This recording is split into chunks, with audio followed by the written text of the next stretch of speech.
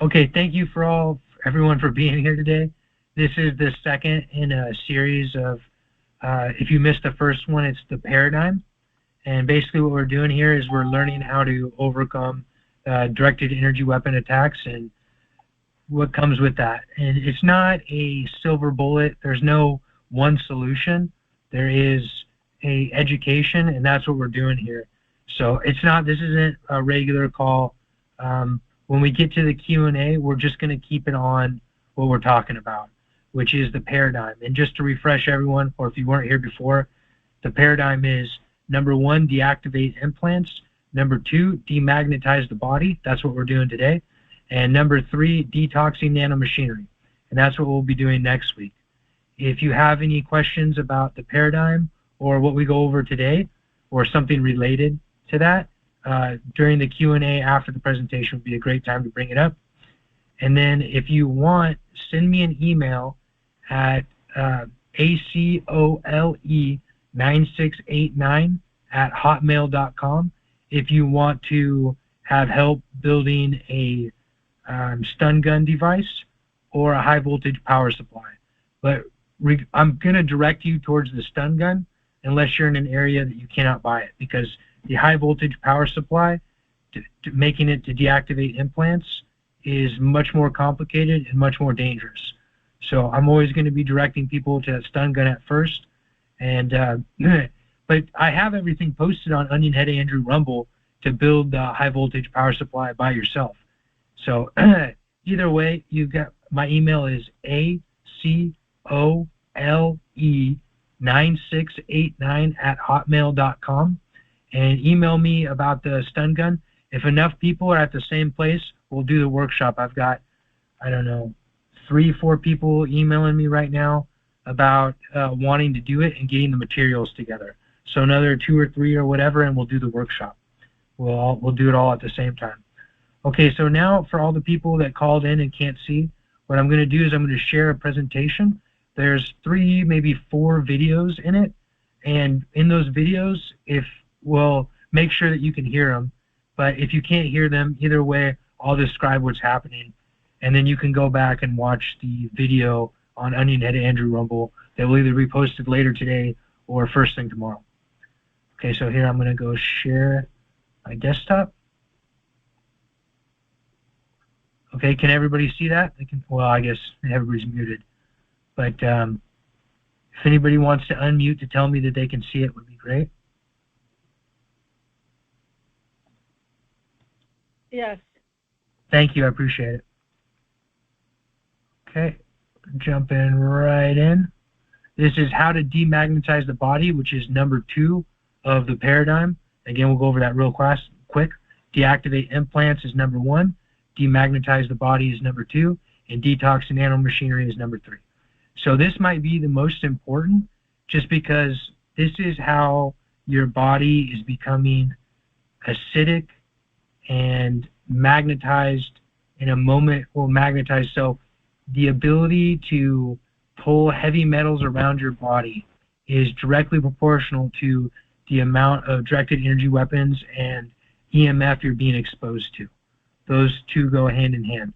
So if you can't build the stun gun right this second, this would be a fine place to go just to see what's going on in your body. You go right to number 2, but then you have to go back and deactivate the implants. That's why I put that as number 1. It probably is the most important, but this is right up there, so I'm not sure. Anyways, so what is happening in the body? That's really what I was just talking about. But first, the implants, they're usually very small. They're located all over your body. They anchor and direct nanomachinery and heavy metals. Okay, I'm going to have an illustration, the same illustration I had in the last presentation here in a second. But the nanomachinery, it forms in clumps of heavy metals around implants, connects implant to implant with polymer-based construction. Okay, and lastly, the directed energy weapons access the implant and the nanomachinery network to send harmful electricity into the body. It's not just that you're getting hit with directed energy weapons, it's that you have nanomachinery growing in you that is being arranged by implants. Okay, so the general public, 99 people out of 100, 999 people out of 1,000, something like that in Western society, have this nanomachinery growing in them. When there's not directed energy weapons, what it does is it clots along the arteries. That's what we're going to cover next week. So just hold that in your mind. We're going to go over that next week, and you're going to understand. I'm going to source it. I know that's a huge claim to say that everyone's got nanomachinery and growing in them, but they do.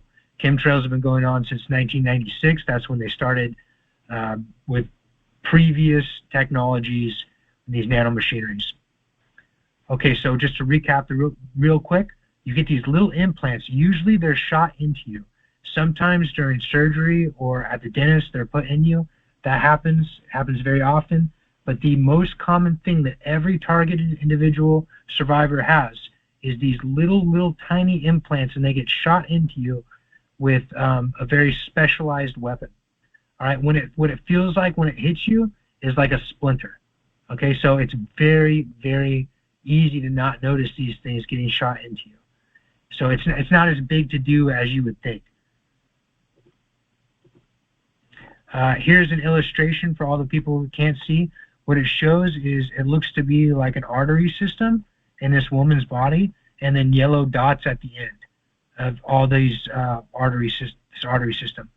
The yellow dots are signatory of the implants, and the red lines are signatory of the nanomachinery heavy metals array. So it's basically like an artificial nervous system, and it does parallel your own nervous system, the way this nanomachinery and heavy metals clump up.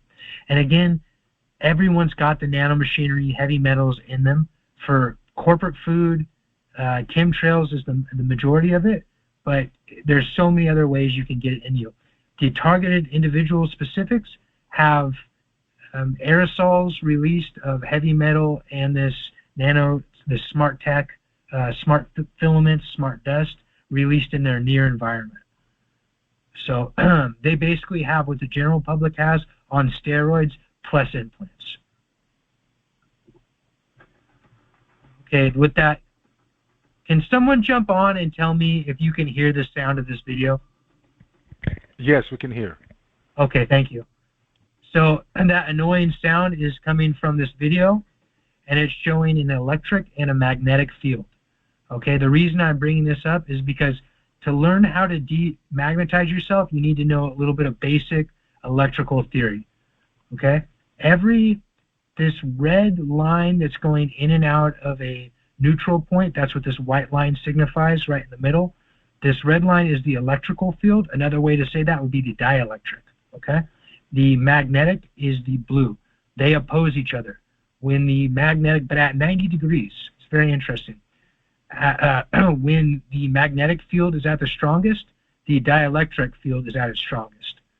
So they're always balancing each other in that way.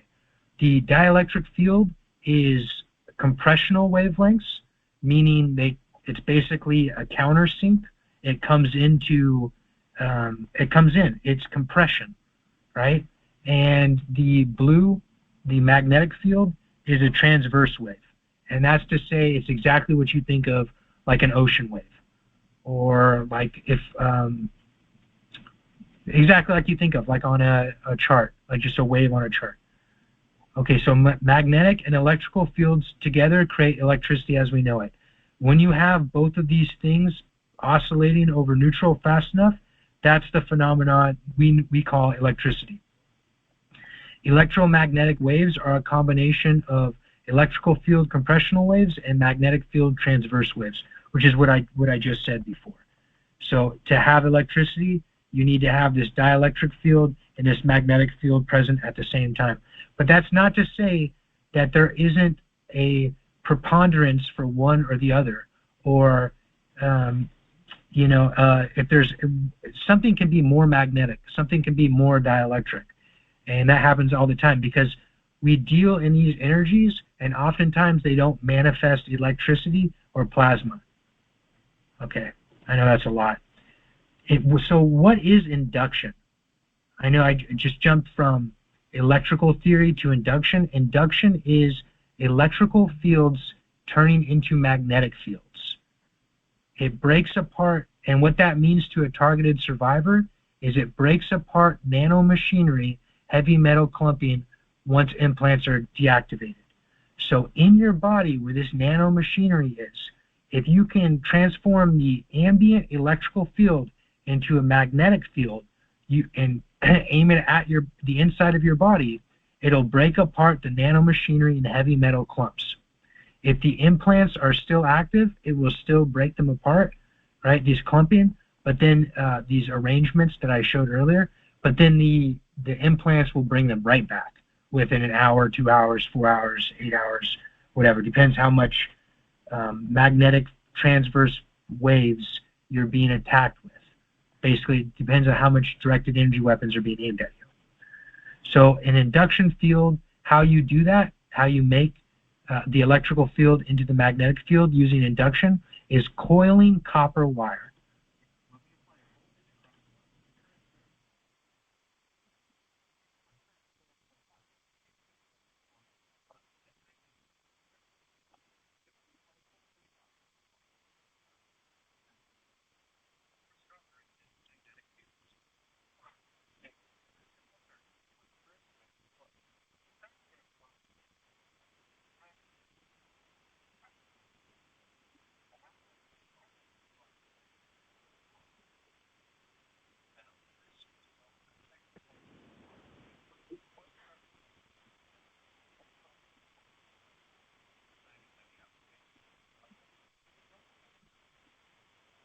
Okay, so what you just saw was a coil of wire, and the field lines that were coming off it were magnetic. So that's the shape of the magnetic field around a coil. Well, guess what? Your body is like a battery.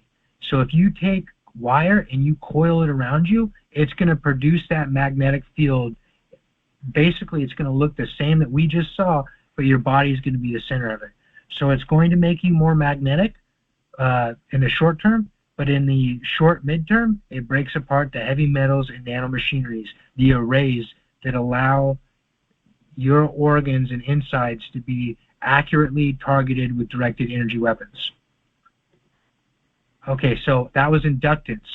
Inductance was turning an electrical field into a magnetic field. Capacitance is the opposite, turning a magnetic field into an electric field. And what that means for targeted survivors is it takes magnetic charge from the directed energy weapons. Okay, let me say that again. The directed energy call is weapons being recorded. The directed energy weapons are almost always magnetic. Not always, but almost always.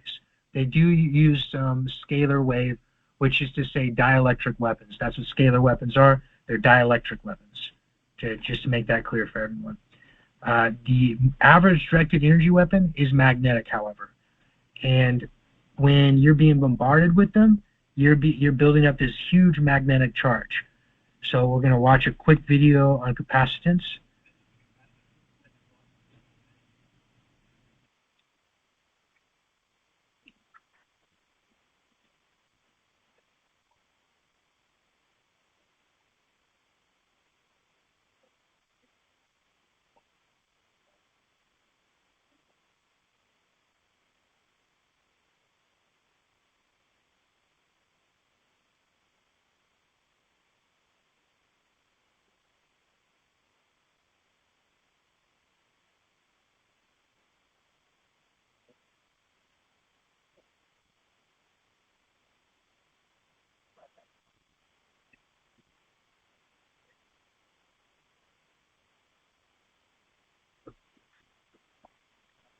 Okay, this part really isn't that relevant.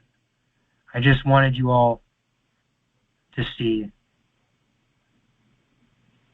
Okay, so what that means for a target is that you can build wearable capacitors, and you can wear coiled copper wire, and you can basically change the frequencies, attenuate the frequencies being sent at you. When you combine these two ideas, it's the answer for how to demagnetize yourself. And just to make this clear, I have a video on OnionheadAndrew. It's going to be the previous video, the last video up. about how to build a capacitor, or how to even build a capacitor around an inductor, which is probably the better answer for most people. But how to build a capacitor is simple as plastic wrap and aluminum foil, and just layering them, 3, 4, 5 layers, something like that. So if you make a coil of wire and then you wrap it in aluminum and saran wrap 4 or 5 times, what you have is you have a device that you can wear that when it's ambiently hit from the directed energy weapons that are being aimed at you, it will attenuate or lessen or dampen or dissolve the frequency being sent at you. Now, you might have to wear a large amount of this stuff to have that effect, or you might just have to wear a little bit of it. It depends how much you're being attacked, right? And even if you're demagnetizing yourself and you still have the implants in, you'll be not offering yourself a real solution, but you will be giving yourself short-term relief.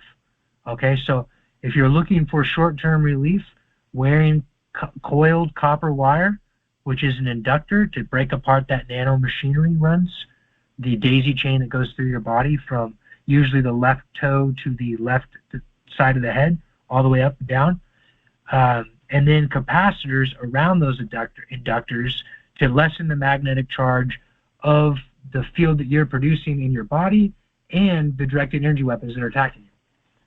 And I know that sounds really like a lot, but it's really not a lot. It's just you're just hearing it for the first time. If you play with these things, you'll understand within a few short weeks.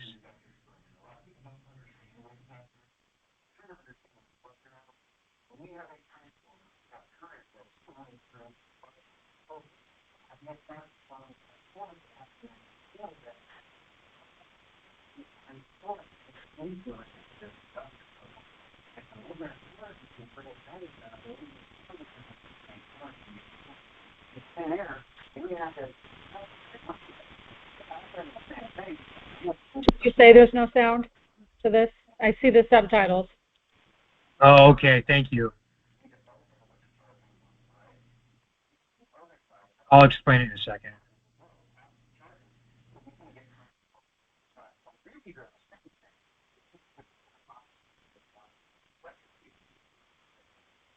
Okay, that's weird that you couldn't hear that one, but you could hear the other ones. Thank you for telling me that. So basically what he said at the first part was, he repeated how an inductor works, how if a charge flows through the coil, it produces a collapsing and expanding magnetic field. And then he said something interesting. He said, if I had an inductor and I had it close enough to the magnetic field that the first inductor produced, the second inductor would be able to pick up charge. That's how you're being targeted. The nanomachinery is the second inductor. All right? It's like, and this is a little bit off point, but it's almost as though the nanomachinery has formed itself on the inside of your body to be an inductor that carries this magnetic charge that's being shot at you into your body and transmits it into electricity, errant electricity, right? Which like your nervous system. And we're not talking about lots of volts or amps. We're talking about very, very low charges. But that's enough to send you reeling, right? If I have this nanomachinery and it's doing this inductor effect, and which is to say it's converting the magnetic transverse waves that the directed energy weapons are shooting at you. It's converting it into your body into electricity. And that electricity is literally going into the synapses of your brain. Then I can direct inflammation. Not me. I sound like James Giordano. This is exactly how he talks. But then that inflammation can be directed to certain specific clumps of synapses at certain times and create inflammation that people would call mind control, right? And everybody talks about what a targeted survivor individual is. This is what they are. It's directing inflammation deep into the person's body using directed energy waves, weapons, transverse waves, magnetic transverse waves, into deep inside their body for specific effects through the conduit of nanomachinery. Sorry for the mouthful. So why is capacitance and inductance important? Directed energy weapons are always magnetic fields or electric fields. They're always one or the other, or a little combination of both. 9 times out of 10, they are magnetic fields. I put a question mark there because that's just my personal experience. I don't know if that's true for everyone. I would assume it is, though, just because of the nature of transverse waves. Magnetic fields are transverse waves, and it's weaponized the whole electromagnetic spectrum. So from extremely low frequency all the way up to gamma rays and maybe beyond that, I don't know. But all of that has been weaponized and can be aimed at you. So at any given point, I wouldn't know the frequencies being sent at me, but I would know if it's magnetic or dielectric based on my capacitance and inductance, these devices that I'm wearing that I've built. I can feel the magnetic effects. I can feel the dielectric effects because I've done this for a while now through the grace of God. And you can literally start to feel the differences in the EMF. You can feel the frequency changes, and then you can interact with those, basically bringing it down, bringing it up through inductors and capacitors. So 1 times out of 10, they are electrostatic fields, which is to say they're scalar weapons. That's what that is. Electrostatic fields are compressional waves. That's the big hidden secret. One of the big hidden secrets to what the U.S. military and the whole New World Order system can do is utilize these compressional wavelengths. That's how the HARP stations work, the ionospheric heaters, a whole bunch of other things that I don't feel like going over, and it's off point. The weapon systems can be mitigated by wearing the right balance of electrical components on your body. Okay, so that's what we've learned so far, is that we can make and facilitate and wear these electrical components on us. I should say facilitate the frequencies, but we can make these electrical components and wear it on us in real time and demagnetize these effects. So the more and more they attack you with magnetic or dielectric fields or wavelengths, transverse waves and compressional waves, the more you can adapt in real time to deal with that. So again, this isn't a silver bullet. I can't tell you wear an inductor on this spot and a capacitor on this spot and everything's going to be fine. That's not how this works. The whole electromagnetic spectrum has been weaponized. So they can tune up and they can tune down. But guess what? You control your body so you can tune up and tune down. Right? So we're learning how to gain control of our lives again with this information. Again, but you really should deactivate implants first. You'll get so much more out of all of this if you deactivate those implants first. And I know a lot of targets think they don't have these in them. I did too for some time. I definitely had a lot of them in me, like 40, 50, 60, something like that. And after I cleared out the original 40, 50, 60, then these people shot more into me. And that's a whole nother conversation that I'm going to go over weeks from now.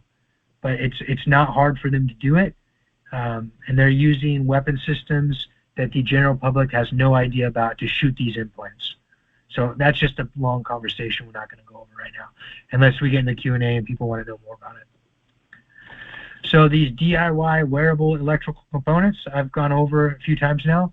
The inductors are coiled wire, and you can use any wire coiled around your body, and it will convert the electrical field of your body into a magnetic field, again, to break apart the nanomachinery daisy chains in your body. Okay? So that's what inductors do. Capacitors, layers of aluminum and plastic wrap, you can wrap around anything as long as the layers of aluminum are totally insulated from each other with the plastic wrap. It's the layers of aluminum that have the capacitor effect. Okay, and the plastic wrap is just a great insulator, but it's conductive, insulative, conductive, insulative, and you do that about 3-4 times. You want 3-4 of these layers. So, and then, like I said in the last video I have posted on my channel, you can see how I combine the ideas of making an inductor first and then wrapping it in layers of aluminum and plastic wrap so that I get this even more powerful thing that has inductance and capacitance. So it just brings you back to electrical homeostasis quicker. And this idea, this technology would be good for anyone. It just, when you're being attacked with directed energy weapons, it works even better for you because of the bombardment of the magnetic field that you're dealing with. But let's say people that had any chronic illnesses, any chronic inflammation, if they wore this type of stuff, they would notice an increase in their health and wellness. I wouldn't know particularly unless I talked to the person and I knew what they were wearing and, you know, how sick they were before and that type of thing. Inductors and capacitors can be made together by coiling wire and then layering it with aluminum plastic wrap. I just said that. And this is a thumbnail. This is the thumbnail of the video I was talking about. The thumbnail says how to dissipate harmful EMF, and the title of the video is how to stop directed energy attacks. Well, you're not really stopping it, you're dissipating it. But I was a little clickbaity, so sorry about that. Next week, that's the end of what I'm talking about today. We're going to go to Q&A here in a second. Next week, we are going to go over nanomachinery and heavy metal exposure, why that's relevant. It'll be, again, at Saturday at 3 p.m. Pacific Standard Time. And as I said earlier, but I'll say it again, keep emailing me for help with the DIY stun gun and the 8 high voltage power supply. Both of those are EMP devices. Again, I'm going to direct you towards the stun gun if you can, because it's so much easier. Almost anyone can build the stun gun, but you have to be a little bit handy to build a high voltage power supply. And like I said, it's a little bit more dangerous. As of right now, I'm doing one-on-ones with that consult, but later that will change as more people get word of this, how it all works, because they will. Guaranteed. This is not a silver bullet. This is the education to make you resilient for the rest of your life. All right, so no matter what happens with the directed energy weapons or your personal targeting, if you understand how this works, then you'll be able to go anywhere potentially in the world and build these things and free yourself again. And that's what you're going to have to do. I'm not going to lie, because there's no plans on them stopping this anytime soon. You're going to have to do this again and again and again. It's just going to be habits you got to keep. All right. And this is the paradigm recap, the habits that you're going to have to keep for the rest of your life, potentially, or whenever they stop targeting, is number 1, deactivate implants. Number 2, demagnetize the body by building and wearing inductors and capacitors and inductor capacitors. I just showed you that. And then next week, detox heavy metals and nanomachinery. And then I just made another point about almost everyone in society has heavy metal toxicity and nanomachinery growing in them. So it's not just you special. The first one is targeted individuals special, deactivating the implants. But the second point and the third point would be good for everybody. It's just that a target's body is extra magnetized because they're being hit with much more directed energy weapons than the general public, but the general public is being blanketed with these frequencies too. Okay, that was the end of the presentation. I know that was a lot, but it only seems like a lot because it could be the first time you're hearing it. Let me just pull this back up. Stop screen. Okay, now we're going into a Q&A. So if anybody has any questions. I have a question. Yeah, go ahead. Hi, Andrew. Hi. Thank you for your... Oh, hi, Krista. Hey. I'm curious about the head as an entry point. I'm guessing that the entry point, are various body parts, but it feels like at night the head is a primary entry point for me. Is that common, do you think, for people? When you mean entry point, what do you mean? Well, I can feel electricity hitting the top of the head, and it feels like it runs into other body parts at night when I'm laying down. That's a main target point for people. Yeah, that's where you're going to have the most implants on the left side of your skull, but you're going to have the most implants in your skull. Okay. Yeah. So that goes back to the first point, deactivating those implants. And because you got so many more implants in your skull, can you mute yourself here?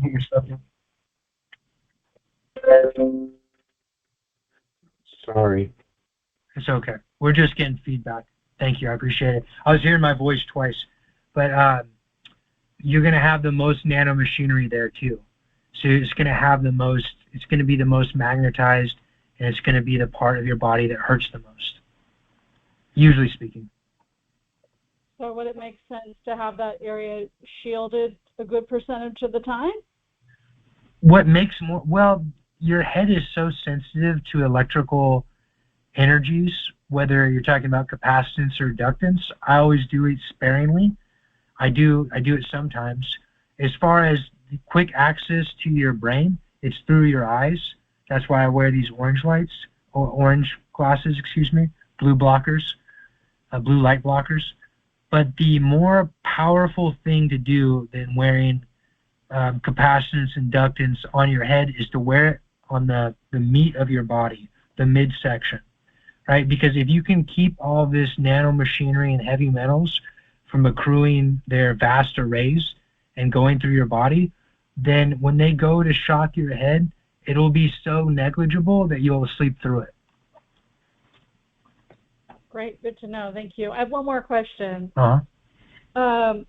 I was driving with a car window down like a month ago, and it felt like something shot me in the arm, like the driver arm and the left arm. And you were talking about, through the dent, injections and stuff like that. But do you think that these things can be done kind of like that remotely? 100%. That's what I was talking about earlier. They've got a set of weapons that the general public has no idea about. They're called rail guns. They're using certain small rail guns to shoot these implants into people. And these implants are smaller than hair. So when you get hit with it, even if it's high velocity, it's going to feel, I bet you you're like, ow, kind of like a little sting, like a mosquito sting, right? Yeah, little. Yeah, that's the symptoms of getting hit with one of these implants. Okay. Okay, thank you. Yeah, You're welcome. Just to add to that, I noticed that a neighbor that I believe is working on the black ops side, or the perpetrator side, they never open the windows. And I'm always kind of yearning for fresh air. But I've just observed a lot of people with their windows up in their cars and their windows up in their homes, and I certainly think there's a reason for that, and it's unfortunate that that's where we are in the world. Well, that's very smart of you, Krista, because there is a reason for it. We're going to go over it next week. It's got to do with the heavy metal side of this. But basically, I'll keep this really short, and then we'll get into the meat of it next week. They are releasing heavy metals into your near environment along with these smart dust and smart filaments, and they're using weather weapons to guide them into your breezeways and into your breathways. And that's how the nanomachinery is accruing so quickly in a targeted individual. Although, again, it's accruing in them too. It's accruing in everyone in the public. Everyone in the public has got it in it. That's what all of this is really about, is learning how to grow these nanomachinery arrays, and then learning how to access them with directed energy weapons, and learning the effects of them. And that's why you're targeted. Okay, so that's the bigger Oppenheimer project that every targeted individual is a part of. And that's why they did this without our support, without our, why wouldn't they just pay people to run these experiments? Because there's, people that would take this.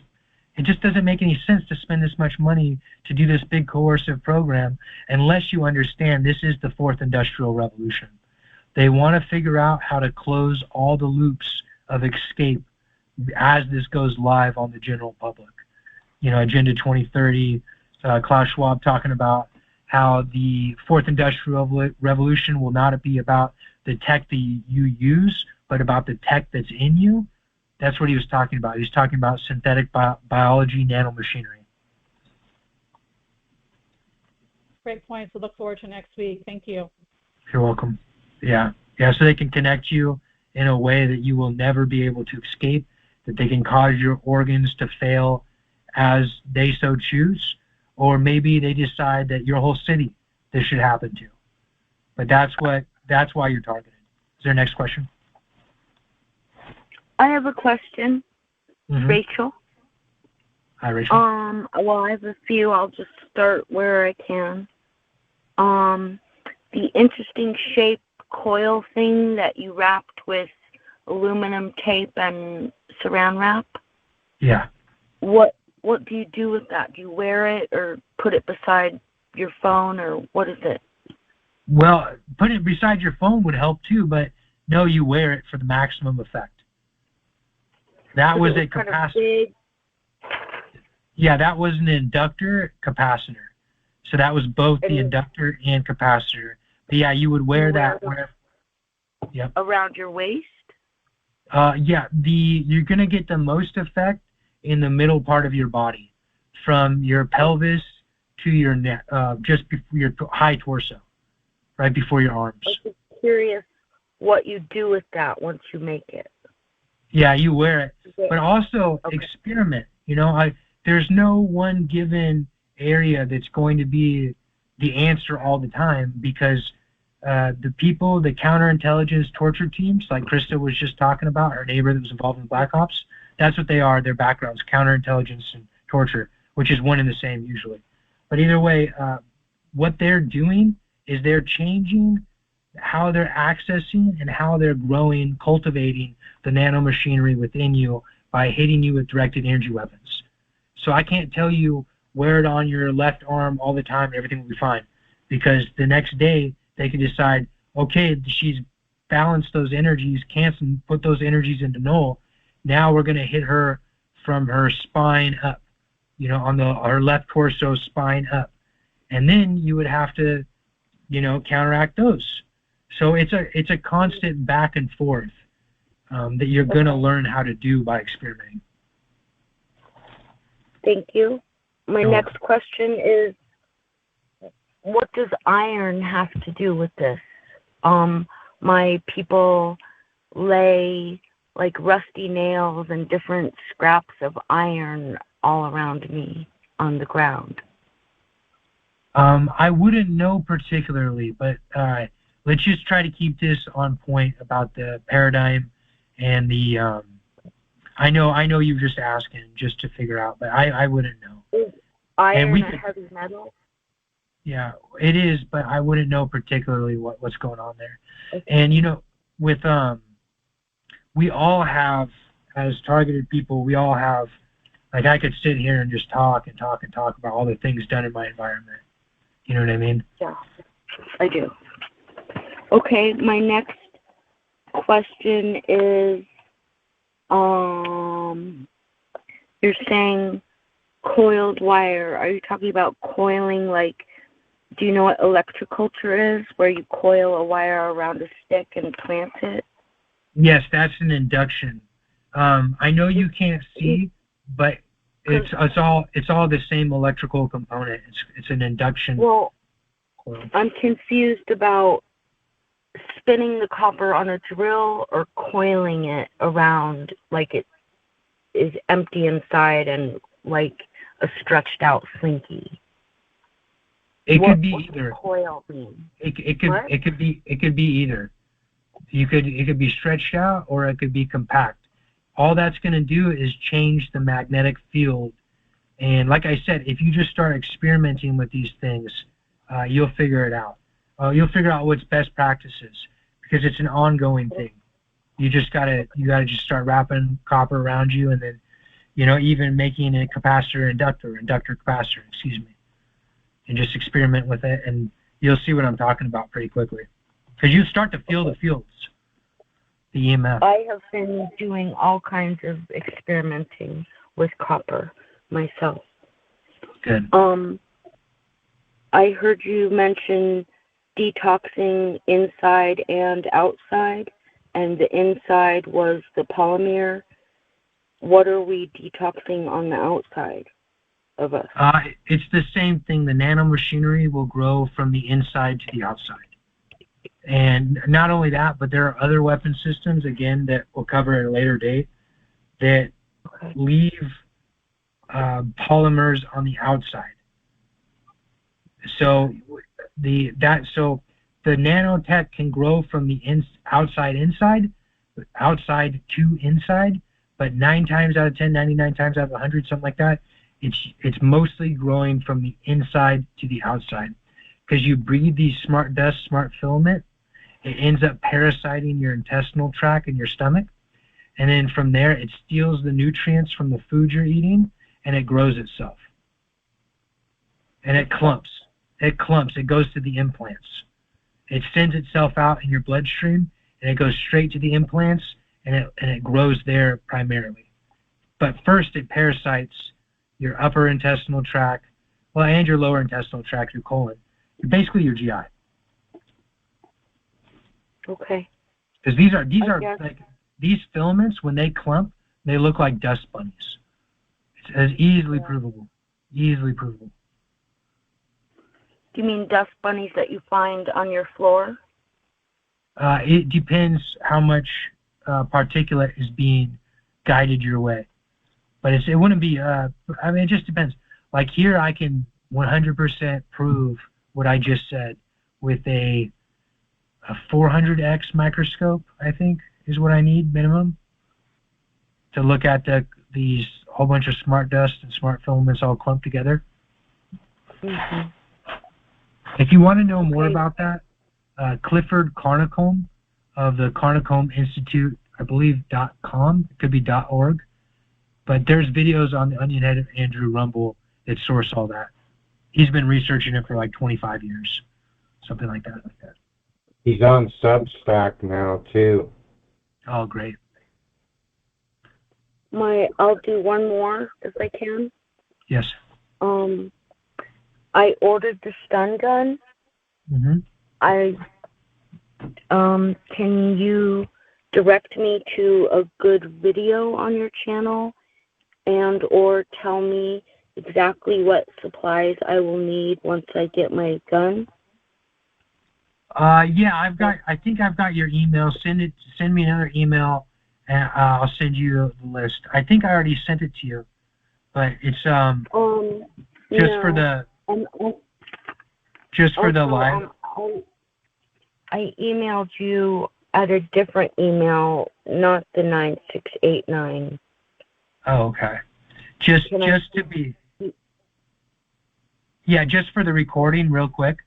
All you need is 20 to 24 gauge braided wire, or 22 to 26, something like that, magnetic wire. But if you get anything, just 20 to 26 gauge wire that's braided or magnetic, really, you'll be fine. And then glue and tape, having both is better. And then a backing stick that's like a ruler. It doesn't have to be a ruler, but just like a ruler. And that's all you really need. You tape the backing stick to the stun gun, then you tape the coil. You're going to make an induction coil, and then you either glue one side of the coil to the one side of the electrode of the stun gun, or you wrap it around real tight, and then the other side you leave a spark gap, and that's it. I'm still pretty confused, but I'll just hang with it. What kind of glue do you recommend? What kind of wood? Glue? Oh, glue. Hot glue is the easiest to work with. But you can use what's that? That really fast acting glue, super glue. You could use super glue and hot glue would probably be the best options. I've seen people that have done the whole thing with just Scotch tape, though. And are you buying braided wire, or you're braiding it yourself? That's a type of wire that you buy. There's solid core, and then there's braided. Okay. Yeah. And you said the gauge, but how much of it? No more. You won't need more than 5 feet.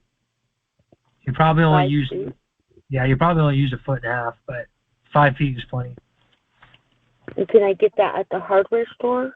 Yeah, any hardware store, most automotive stores will have it. Okay. And is it covered or not covered? It is insulated. Either the magnetic wire or the braided wire would be insulated. You need it to be insulated. What's magnetic wire? It's just another type of wire. Is it copper? Yeah, and it's got an insulative layer of enamel over it. So when I go to the hardware store, what do I tell them I want? 20 to 24 braided wire, insulated braided wire, and all braided wire is insulated. So you'll get it. Okay. Thank you so much. I hope to be in touch. My gun should come in the next week. All right, sounds good, Rachel. Thank you so much. Okay. Thank you. Thanks for the question. Hi, Andrew. Hello. It's Arlene. Hi. I'm in the UK, and we're not allowed to have stun guns. So is there any other appliance or consumer product that we can use to simulate it? Okay, so that's what I was talking about earlier.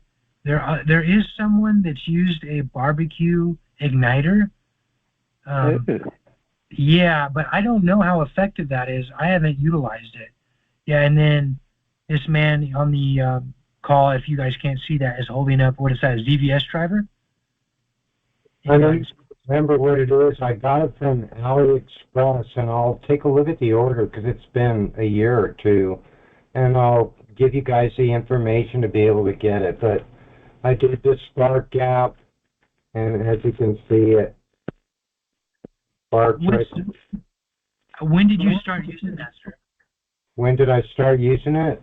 Yeah. Well, the first ones I made were probably, 10 years ago with stun guns, and then I saw a YouTube video that recommended this little unit. You build it yourself, but it's really hands-on, easy. They give you the pre-cut plexiglass enclosure, the battery, and the circuit, and you just hook up 2 wires to go out to the coil posts. And as I guess hopefully people can see where the spark gap, the reason you're doing this is so it's not a direct electrical short. So there's a distance between the post on the power supply to where the coil is of maybe, 1/8 inch, 3/16 of an inch. Hey, could you keep hitting that right now and keep talking? Sure. See? Yeah, it's still happening, right? Keep talking, please. Can you hear me still? Yeah, I can hear you. So I don't know particularly because I can't tell, but what I do know is that when you produce an EMP, the stronger the EMP, the more it's going to mess with your mic. Pretty much that's just how mics work. The EMP, right. It did interact with it a little bit. I hate all this stuff, but I love it. Yeah, it did interact with it, but it wasn't as strong as a stun gun EMP. Right, this battery's weak though. This thing would almost jump off the coil when it was fresh charged. Yeah. And it has a little USB charge port in that power supply. So it's just an easy way. It's cheap. It costs $10. Can you use that as with wire, and like braided wire or magnetic wire instead of the copper pipe? Sure. Yeah. I would switch that over to wire, and then because then you could coil. The coil could be not as tall, and I bet you'd produce a better EMP. Right, less load. I'm probably pushing it. I don't remember if it was 30 kV or what, but I'll get the specs and everything for everyone. Yeah, please do. No, that's fantastic. With the less load, like you were saying, I think it would produce the magnetic field that you would want. Because I just kind of grabbed a coil I had in the garage and didn't think about how much power it would actually take to make good inductance through that coil. I just wanted to ask you, I have YouTube videos. If you put in my name, Neil Chevrier, sort of like Chevrolet, on YouTube, you'll find a couple of videos that I did of me and another TI, and it's the same thing that Ilana Freeland, when she was working for Cliff Carnicom, was reporting, finding these little nano lights at about 2400 magnification under my Ortholux microscope in dark field, and which Ilana said is that they're eating the iron out of the hemoglobin. And what I'm seeing, they're actually making red blood cells bounce around. And, I haven't found a single microbiologist to step forward. You probably know Dr. Anna Mihalcha. Yeah. Okay, from Substack. She's, I have a 2-inch thick book of copying all the stuff or some of what she's done. And she's reporting older implants had cadmium in them. And I'm suffering full body pain, started 35 years ago with Lyme disease, but I'm starting to think it's more about what you're talking about. That's this whole network and biofilm and heavy metal. I tested high in cadmium, off the charts. 100%, Neil. Neil is your name, right? Neil, yes. A pleasure to meet you. It's great to meet someone that's done the work. Thank you for your effort. Hey, email me and we'll get into that. I'll get more into specifically what talking about you, because I don't want to get into your life too much on the live. You know what I mean? Sure, it's cool. I'm already, I'm out in the open. I will say this. Not fix. It's good. It's great that you have what you got, but make that, and then could you please post the link for our caller in Britain? You bet. I mean, I want to see everybody be able to help themselves. Yeah. And then so make that wire, about 1.5 inches thick, the coil. So would that be like 12 turns or something like that? Right.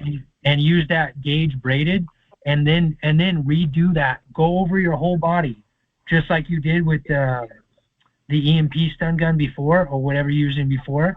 Right. Because they're shooting us full of this crap all the time. If you break free from it, this is what a lot of people don't understand. They will shoot you with this stuff through the walls of your house using these rail guns. And they'll get you when you're sleeping. So you might wake up from it, but you won't know, that you got hit. You'll just be woken up. Yeah, it's brutal. And then so real quick though, Neil, I just want to leave you with this so you actually do email me. I'm not saying that you're a flake, but the cadmium, it's just people have busy lives, right?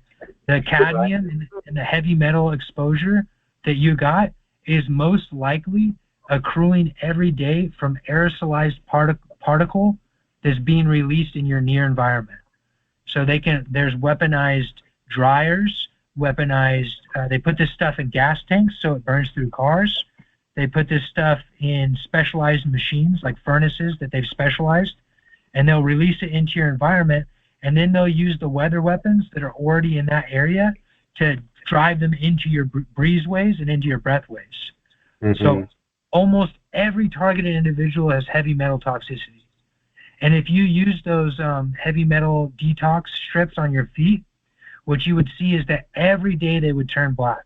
All day, every day. I'm using an ion detox unit, and it looked like a bunch of graphene at the bottom of the water after an hour. That's exactly what I'm talking about. It's all day. It's accruing. So, yeah, we can talk more because you're right. You're primed, Neil. You've done all the work. We're Citizens Against Harmful Technology, and our website is targetedhumans.org. Okay. We used to help a lot of TIs, and we both almost ended up dead, so we backed off a little, but our site's still up, and we still do what we can. I've been to your site. I was at your site a long time ago, like 2019. Skiza Powers, yeah, she's a brave soul. Yeah, you helped me a lot of like 5-6 years ago.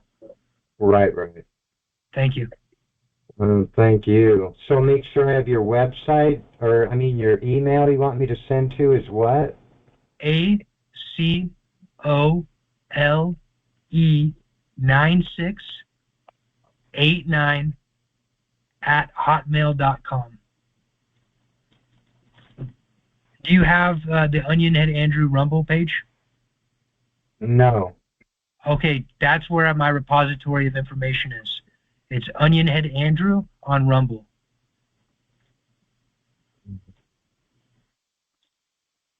Right now, though, you could go into your garage, get that wire, because I bet you have it, and change that.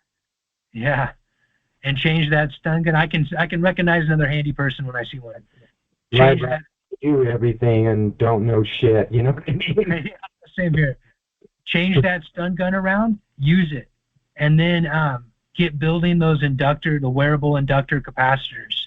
And by the end of tonight, you could be in a much better place than you are right now. I'm like praying to get out of pain. I take 2 pounds of kratom a month just to move. My whole body is burning. I mean, it's brutal. Yeah. I just to die. I just went through bladder cancer from probably forever chemicals. Yeah. I'm sorry I keep interrupting you. I'm just so excited by how close you are. I'm excited to see you too, and I sure hope a whole lot more people find you. Thank you for sending out an email for me to see that you're here, because it was in my spam, and I went, who's Onionhead Andrew? And then I popped it open and went, oh, okay. I think I want to meet you. So you don't think there'd be any problem with, as Dr. Mihalcha was saying, that some of the earlier implant technology was cadmium-based. Would I be pushing cadmium out with doing these inductive coils? I mean, I'm no expert on detoxing heavy metal. I'm using an ionic balancer unit that's touted to be beyond just an ion foot bath. And I feel pretty bad afterwards, and I can see the stuff in the water and all that, but I'm knowing, we have to be careful about purging heavy metals, and I did that heavy metal hair test, years ago, and the lead was halfway up, but the cadmium was through the roof. If you're exactly right. Yeah, you should be very careful. If you think you have a dangerous toxic load and you detox that rapidly, you'll get Herxheimer, for sure. Right. I've lived in Herxheimer's for 35 years. Yeah, so maybe get some binders before you jump into this. Neil, I think we lost you. I'm sorry, why exactly is that a problem to detox too fast? Is that because all of that goes into the bloodstream? Because it detoxifies your kidney, your liver, and I think that's mostly it. But your heart, too, it can cause some serious complications. Basically, it detoxifies the systems that are associated with detox. I know I said that really stupidly, but I'm just curious, is that because it channels it all into the bloodstream and that can itself overwhelm? Yeah, it can overwhelm your organs, exactly. But you don't normally, again, very, very often when you get Herxheimer, like our friend Dean was saying, right, Dean? Neil, sorry. Geez. But like Neil was saying, is that it doesn't cause death. It causes like a hangover. It can be really, really brutal. I've heard of people dying from Herxheimer, but that is such a far out situation. Usually it causes these brutal day, 2 day, 3 day, 4 day hangovers. Like if you ate a toxic food, like food poisoned or whatever. Feels like you have the flu. What's that? It feels like you have the flu. Your whole body hurts. I'm using microsomal EDTA. Sorry, the lighting's so terrible. This was recommended by Dr. Mihalcha. Wasn't cheap, but anyway, I'm using EDTA as a binder. I'm just sharing information here. I know you can't really do enough for yourself, but you're certainly on the major right track. Well, what I've recognized is you can cut this off at the electrical level, and that's the best solution by far. And to do that is you've got to break apart these nanomachinery arrays by making these inductors and then bringing them into neutral with the capacitors. That's been my go-to number one solution. So do you think what I'm seeing in the blood is actually what you're talking about? I mean, it's nanotech. Yeah. All the subset of us, we're all finding the same things pretty much. Yeah, Dr. Anna, what she's talking about, and Clifford Carnicom and all of them, is the same stuff that we're talking about. That's why people are targeted, is to build these nanomachinery daisy chains in people's body, and then through implant to implant, and then access them with directed energy weapons for targeted inflammation. We call that targeted inflammation mind control at certain points. Other times we call it heart attacks. Yeah, or whatever. Yeah. Inflammation is my main issue, definitely. Yeah. You got to break apart. You've got to break apart the daisy chains, the nanomachinery. How often are we using these inductive devices to do that? I mean, because we've seen good results, we didn't keep doing it, basically. And then, there's a lot of good what you're doing already. But when you've got those implants in you, all the good you do is undone rapidly.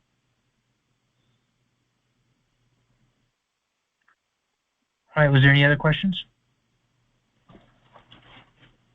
Would there be any relativity to following the map of the medical body area network implant locations as to where we might put these inductive? You just trace your pain. Start with your midsection. Start with your torso to your pelvis, that area. And then from there, you'll be able to feel what parts of your body are being accessed. And you'll know where to deactivate implants. It's the implants that give them pinpoint precision over our bodies. So that's why I made that number one of the paradigm. But number two, demagnetizing your body, it stops the other directed energy weapons from being able to pull heavy metals and form the nanomachineries, because they can do it without the implants, but they don't have the same control. And then when you demagnetize your body, they have practically no control. So all they can do is release heavy metals into your environment and hit you with directed energy weapons in the same spot continuously, like they're doing to me right now.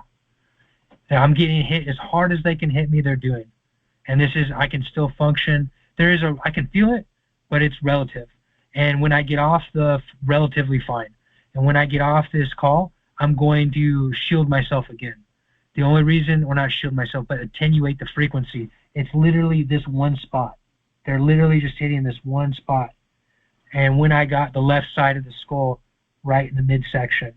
And they're doing that for a very specific reason that we're going to go over at a later date. But that's what I've limited them down to. And like I said, when I get off the phone, what I'll do is I'll put on my hat, and my hat will be a coil of wire. And that coil of wire will nullify the weapon system they're using in that spot. Because they're not using transverse waves in that spot. They're using compressional waves. But either way, I know that's a lot, but you'll understand as you start experimenting. You literally, by the grace of God, I have literally been able to feel the EMF. It has become like temperature to me. I can literally feel as they're tuning up and tuning down, and I can feel it because I've been adding these electrical components to my body to balance or counteract them. So it's unbelievable. I don't think anyone, maybe only a few people throughout recorded history have been given this opportunity to feel ambient electricity like we are now, as long as we use these components. Amazing. It's one of the amazing things about all of this. Can I ask a question about this? Yeah, go ahead, Krista. What I've noticed is sometimes in various parts of my body, the sound reaction changes, and I believe that's where an implant is. Have you ever had that experience? The sound reaction changes. I'm not sure what you mean. Well, the sound, okay, the zapper sound, it either lowers or it increases? Oh, you know what? I don't personally. I haven't noticed that, but I have noticed other people noticing that. But I can't speak on it for sure. I have guesses, but it's too early for me to know for sure. Yeah, you could consider go over to the Google Play Store if you have an Android phone and look up the infrasound and ultrasound free app there, and you load it on your phone, and it'll show you if there's sonic weapons aimed at you. What is the app called? It's called infrasound, and there's an ultrasound one for the different ranges. And the writer of it, or the maker, his name is Sergio Gustav, like Gustav. So you'll recognize that name Sergio, and you'll know that you got to the right one. Appreciate it. You bet. When people are doing those coils, like, couldn't women make jewelry like enamel coated copper? You're saying to just put the coil around your arm, it'd be like a snake on you or something coiled around you, but none of the copper touches the person's skin, right? Yeah, and you can have it to the magnetic field going into your body could come from an insulated wire or uninsulated. The insulated wires are going to produce less powerful magnetic field. But it just depends on if you just experiment, you'll see what I'm talking about. But it just depends on what you're going for in a certain area. This morning I made a new brace that I'm wearing. That's why I got this puffy jacket on, because I didn't realize how this new brace was so pokey, so I'm going to have to fix it. But just to give you an idea, it makes it look like I've got like skeleton shoulders. So I've got to fix it, but it's brand new. Anyways, it goes from here to my midsection, and it's powerful. It's very, very powerful. And when I take it off, instantly my body becomes magnetized. They can pull the heavy metals to whichever part of my body. The directed weapons become much more effective, and the nanomachinery immediately starts clumping again, even though I've deactivated implants. So number 1, deactivate implants. Number 2, demagnetize the body. And then number 3, next week, detox nanomachinery, which Neil already knows quite a bit about. And that's why I'm grateful that you came in. Thanks for coming in, Neil. Oh, I'm grateful for what you know, too. I'm picturing like a little tunnel tube that we could sleep in that would be the coil, and then wrap in the foil with the, saran wrap layers in between it to get the capacitor over the outside. Is that correct? Yeah, no, that's exact. Well, you would want the capacitor to cover both sides of the wire. But that's a great idea I hadn't thought of. That would actually, there's a high chance that would work. All right, we'll do some experiments as we talk. Thank you so much for sharing. Thanks for calling in. All so right, what I do all of this for is for people that are ready, activated, and that are desiring their freedom. I talk to so many people that just aren't ready for the type of stuff that Neil's talking about. Right. Did you ever think about going on one of Derek's calls?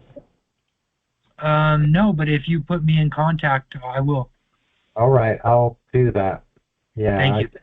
If you don't mind sharing, certainly more people on those calls. I haven't been on them in a few years, but there's a lot of people that are looking for help and hope, for sure. And I know it's technically over people's heads, but like you said, a lot of this, if we can just explain it good enough, anybody can do it. What you need to put together to help yourself. Yeah, it sounds complicated because we got to talk a little bit about theory the first time, just so people don't think it's woo-woo. But after you get the theory down a little bit, then application is incredibly easy. Did you have a question, Keith? I did, actually. I just wanted to let you guys finish. So let's say that someone does this protocol, and I mean everything, like all the 3 steps, right? The zapping of the implants, addressing the nanotech, detoxing everything. How much time, on average, would you say that it should take? Should it take a week? Should it take like a month? Should it take 6 months to get to the point where you got majority of the benefit down? The majority of the benefit will happen within the first few weeks. It'll be very, very quick. But the thing is that you're dealing as a targeted survivor. You're dealing in a dynamic situation. These counterintelligence torture teams will adapt.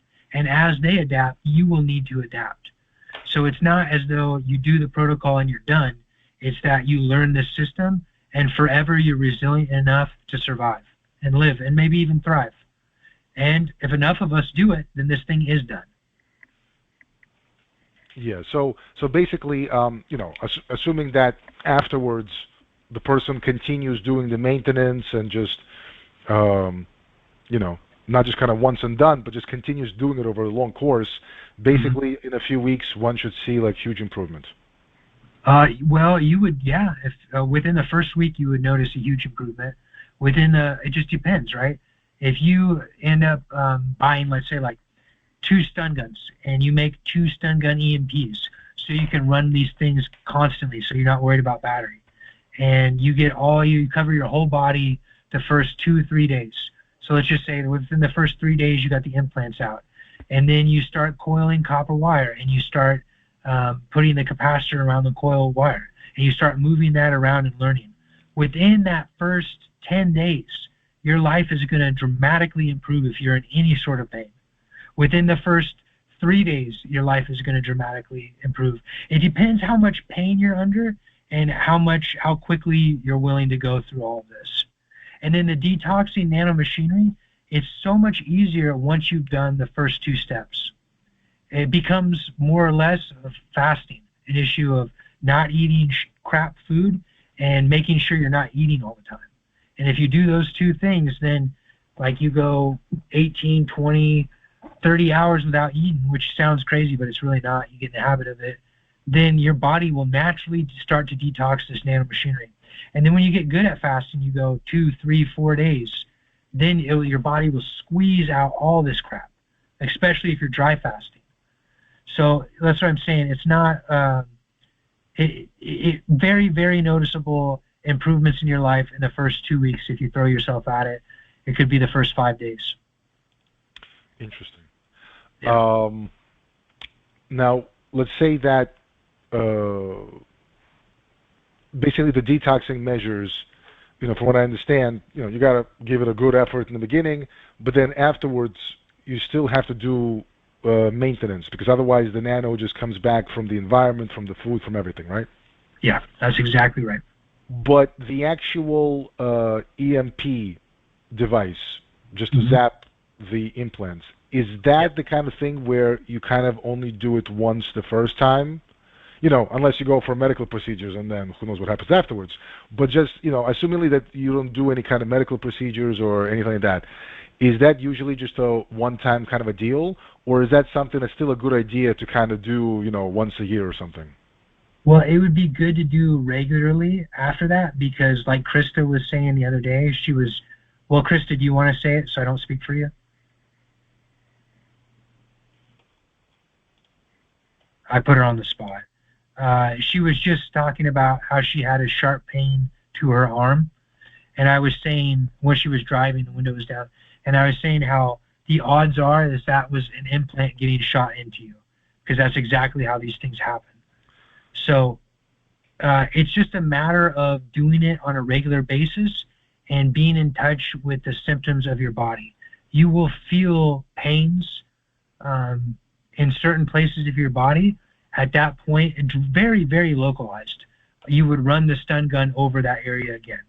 And if the stun gun didn't help you, then you would know that was a directed energy weapon being aimed at that part of your body.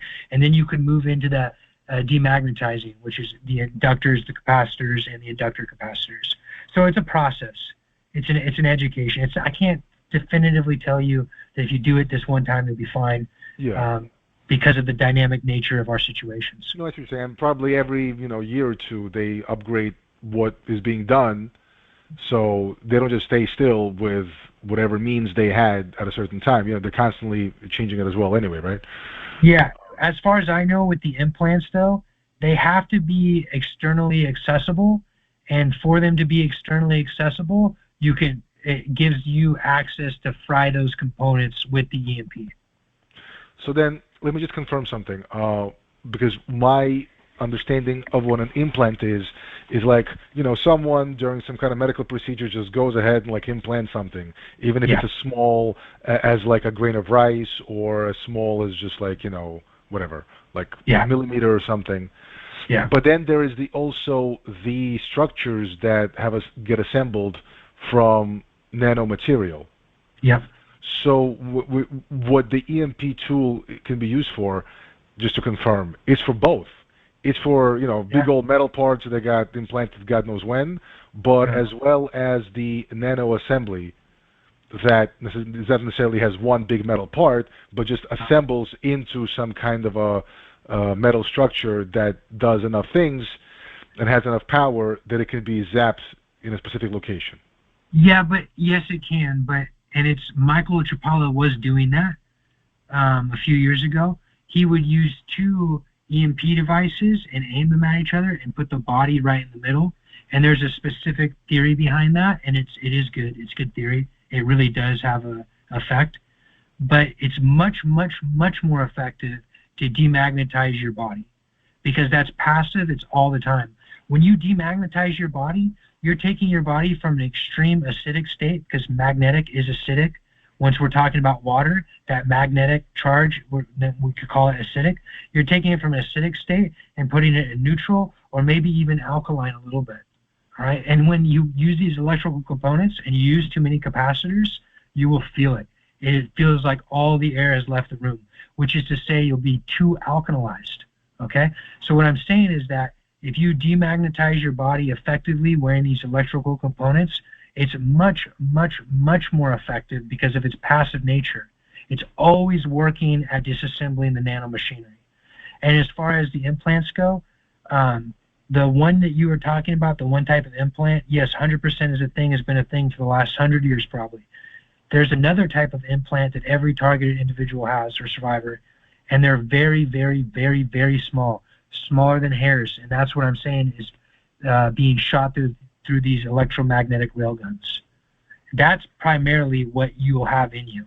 You'll have like anywhere between 10 to 50 of these things. Yeah, especially nowadays, that's probably their capability of choice, so to say. Yeah, exactly, because if you think about it in terms of this is the fourth industrial revolution tech, this is the big plan to control the world moving forward, is that if you mark someone, you want to be able to covertly mark them for the rest of their life. And how would you do that? Yes, you could facilitate a medical procedure, but there's so many up in the air things about that. The better thing to do would be, just from a military doctrine perspective, which is what we're talking about, the new type of war. It's fifth generation asymmetrical war is what their hybrid warfare is what they're calling it. But you would shoot someone with one of these implants, and then they would be marked in that way. That's what James Giordano, if you watch James Giordano, that's what he's talking about. He's talking about killing people at will using nanotech, implants, and directed energy weapons. And then he talks about another thing that we haven't talked about today, which is nanobots. It's very relevant, but we just, there's only so much to talk about today. So, follow-up question. Let's say you do all these measures, right? You zap the implants, nanostructures, you demagnetize, you do all these things, right? Yeah, and detox. How does the actual substance of these nanos eventually get exited the body? Like, does your endocrine system just eventually like excrete it through, peeing and pooping, or like what happens? Yeah. Pee, poop, and sweat, and saliva, and mucus. And so does that mean that while these things are active, it prevents your immune system from basically excreting it? Well, not necessarily immune system. Yes, immune system, exactly. Endocrine system, whatever. But no, you're right. Hold on, Keith. 1 second. You hit it right on the head. When the nanomachine, when your body's magnetized, it's acidic. All this nano sticks to you. That's what acidic is. If you think about like a soda pop is very acidic, right? You pour that on the counter, you let it dry. you get a big sticky mess. Think about milk, right? You pour that out, it's alkaline. Milk's alkaline. You pour that out, you let it dry. What's happening? It's a crusty, all right? Alkaline is like crusty, bitter. Not well, it is a bitter taste, but that's not what I was thinking of. Brittle, and acidic is very sticky. So when you're being hit with these magnetic weapons, these transverse waves, these directed energy weapons that are magnetic transverse waves, what it's doing is it's making all this nanomachinery stick and clump, and heavy metals clump. And that's literally what the white fibrous clots phenomena that started since COVID is about. It's nanomachinery being magnetized externally, forming these clots in people that aren't targets. So the whole society is targeted. They're just passively targeted versus these people on the call, like myself, are being actively targeted. Right. So the way that the body is able to excrete all this stuff after being deactivated is, and maybe this is a little bit more of a physics, question, but I'm just really curious. No, it's a great question. Because it's demagnetized? Is it because it's alkalized? Is it because, I don't know, it's just zapped and so it's no longer able to actively protect itself from the body's natural systems, or kind of all of the above? It's because all of the above can play a part, but the main thing behind it is that, let's just say magnetic here, neutral here, dielectric here, okay? Acidic here, neutral here, alkaline here. That's the same electrical phenomenon. One's described through electromagnetics, the other one is described through water. Okay, so really what we're talking about is we're talking about neutralizing this magnetic, acidic, internal condition into neutral, and then, that's homeostasis. Neutral is wellness. And once you're in that wellness state, then your body naturally, through natural processes like moving around, compresses upon the nanomachinery. And before the nanomachinery, when it was compressed upon, when it was in an acidic state, was strong enough to resist that compression. Now it's no longer strong enough to resist that compression, which is to say that the fibers of your body are much more dense than the nanomachinery accruing in your body.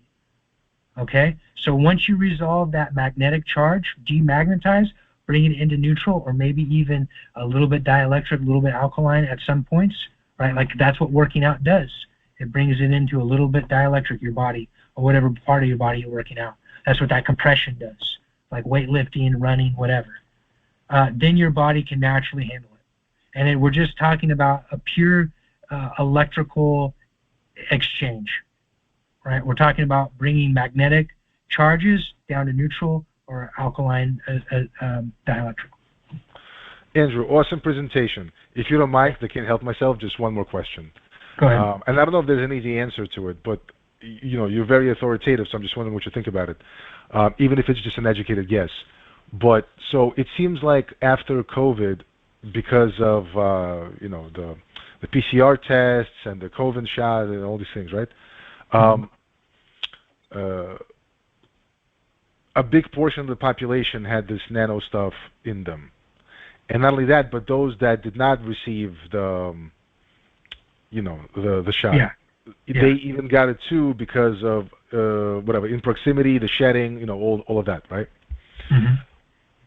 But before COVID, was it also the case that most people already had the stuff in them, or was COVID really what really permeated the stuff within the population? I think, and this is just an opinion, this is not, I do not know anything for sure about, because I'm not one of these people. I don't even think they know for sure exactly what's happening at a given point. But because these things are so large, what they've implemented, this big population and genocide that we're in, is that the chemtrailing in a previous tech started in 96. From 96 till now, they've been updating it. At some point around COVID, they decided that they were going to move forward. And they were going to activate as much of it, and they were going to cause as much death and destruction and mayhem as possible.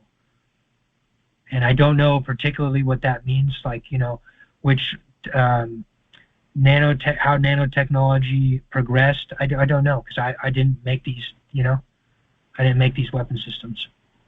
And that makes sense. And it was probably a kind of combination of many things that kind of coalesced at a similar time in the past 5 years. Well, yeah, and that's a great point, because in the last 5 years, what they've definitely done, I know 100%, is they've added a crap load of heavy metals and synthetic heavy metal compounds to the food supply to make the nanomachinery grow more effectively. And I think that's probably the primary cause outside of the shots for the increased death and the general, increased mortality rates across all categories, which is where we're at. And I know they're lying about it. Yeah, there's a relativity of your body making biofilm. It's actually using heavy metals to hide pathogens from your immune system. So that could be a vicious circle in itself. And you know what, guys, if you don't mind, sorry, I just want to make one more point based upon what you just said. It seems to me, let's say the use case of a person not necessarily knowing about all this nano stuff, but just, let's say, takes a test and sees that they're very low on minerals and metals, right? Yeah. Or let's say they even know about all this nano stuff, right? And then the initial thought is like, well, you know what? I guess I'm just going to take a whole bunch of supplements and I will just, make sure that my levels of minerals and metals goes up again. And that may be the case, but at the same time, doing that just gives even more raw material for all this nano stuff to create even more structures. So just simply increasing the supplementation may solve one problem, but it may make another problem even worse. It can make it so that on subsequent blood tests and hair tests, now your levels of iron and many other things are now good, but at the same time, you're giving even more raw resources to all the nanostructures to grow even more. Which is why I don't mess with supplements anymore. I treat this at the electrical level, because that is the fundamental level of reality. Here, this reality, maybe not all reality.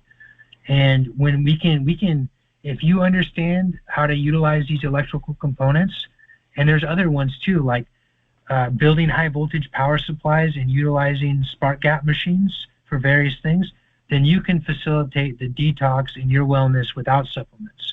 But I wouldn't be afraid of minerals from the food or supplements growing these things. What I would be, and I wouldn't be afraid of anything, but what I'd be more interested in is understanding how to resolve the acidity in my body. Because this nanotech is not bulletproof by any means. It's very loose fibers. It's extremely loose compared to our own body, biomaterial. Which is say like the liver cellular structures. Our cellular structures are way, way stronger than the nanotech. So as long as we don't live in an acidic state, and the easiest, it will dissolve itself. It will compress upon, your body will compress upon the nanotech, and you'll poop, pee, sweat, spit, and mucus it out. But, I lost my train of thought. No, it makes total sense. I mean, basically, it seems like bottom line, and it's what I kind of suspected, is that the best thing is to address it at the root. Don't just Band-Aid the problem over with just more supplements, to get your, levels back up. You really have to, as much as possible, address the nano that's actually sucking out of your system in the first place. Yeah, and that's all happens in an acidic state. If you keep your body in homeostasis and then slightly, if you can facilitate an alkaline state every now and then with exercise or fasting, that's what I was going to say, fasting. Fasting is so easy. Anybody can do it. It's the fastest way to make these compressional wavelengths within your body, because that's really what it's doing. You can neutralize the acidic qualities, and then your body will do the rest. Yeah. Yep. That's the key part. Yeah, you're welcome. Letting your body do the work. And, instead of, like you were saying, Band-Aiding it with external solutions. I should say external particulate, external material. Is there any other questions? Okay, well, hey, that was great. Great questions. Really liked the participation and the way the conversation went. That was fantastic. If anybody's got any more questions, you know where to email me. This will be posted on the OnionheadAndrew Rumble page along with it's like Discord, but it's not Discord, and it will have relevant info that you can click on that link, and I think I'm going to do it tomorrow, so it'll be on Sunday. I'll take the rest. I've been making a lot of this content lately and doing outreach, so I'm going to take the rest of the day off. All right, God bless everyone, and may God have mercy on all of us, and thank you so much for being here. Bless you Thank too. you, Andrew. Thank you. That was awesome. Thank you very much.